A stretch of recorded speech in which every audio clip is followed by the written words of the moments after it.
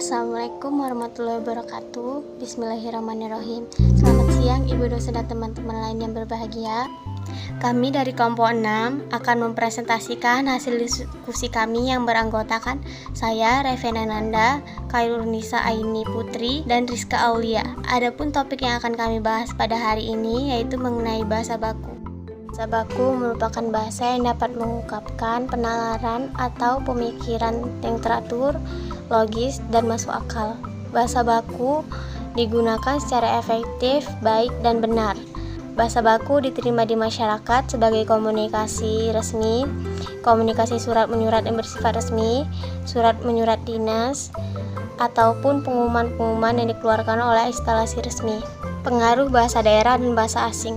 Bahasa daerah merupakan bahasa tradisional di sebuah daerah yang menjadi warisan turun-menurun bagi masyarakat setempat yang menggunakan bahasa tersebut.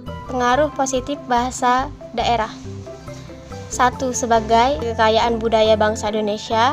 3. Sebagai identitas atau ciri khas dari suatu suku di daerah. 4. Menimbulkan keakraban dalam berkomunikasi bahasa daerah yang sangat sulit dipahami oleh daerah lain. Pengaruh negatif bahasa daerah. Bahasa daerah sangat sulit dipahami oleh daerah lain. Warga negara asing yang ingin belajar bahasa Indonesia menjadi sulit karena terlalu banyak kosakata. Masyarakat menjadi kurang paham dalam menggunakan bahasa Indonesia baku karena sudah terbiasa menggunakan bahasa daerah.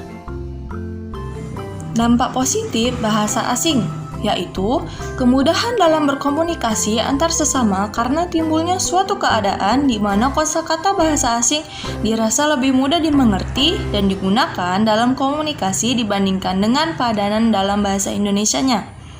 Kemudian, bangsa Indonesia dapat mengikuti perkembangan internasional dengan lancar dan mampu bersaing dengan negara lainnya. Kemudian dampak negatif.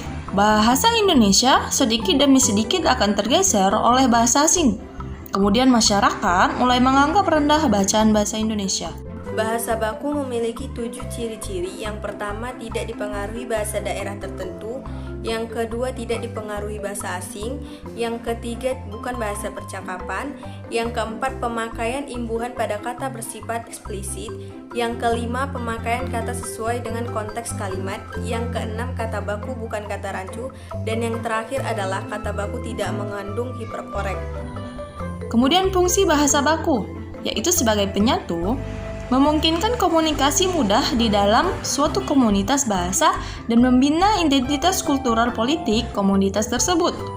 Sebagai pemisah, mengontraskan suatu komunitas bahasa dengan yang lainnya, sambil membangun ikatan antara bahasawan yang menggunakan varietas bahasa-bahasa yang berbeda-beda. Pemberi prestise, bertindak sebagai pembawa gengsi sosial dan kultural baik untuk seluruh komunitas maupun bagi seorang individu yang menuturkannya. Lalu sebagai partisipatif, memungkinkan para penutur bahasa untuk mendapatkan penguasaan bahasa baku untuk berpartisipasi dalam wacana publik. Sebagai kerangka acuan, berfungsi sebagai patokan untuk penilaian praktik kebahasaan. 3. Kata baku dan non-baku. Kata baku merupakan sebuah kata yang digunakan sudah sesuai dengan pedoman atau kaidah bahasa yang sudah ditentukan. Sedangkan kata non-baku merupakan kata yang tidak sesuai dengan kaidah bahasa yang ada. Kata non-baku juga merupakan salah satu variasi bahasa yang tetap hidup dan berkembang sesuai fungsinya, yaitu dalam pemakaian bahasa tidak resmi. Dalam tata bahasa baku, belum dibicarakan pelafalan baku secara menyeluruh dan memadai.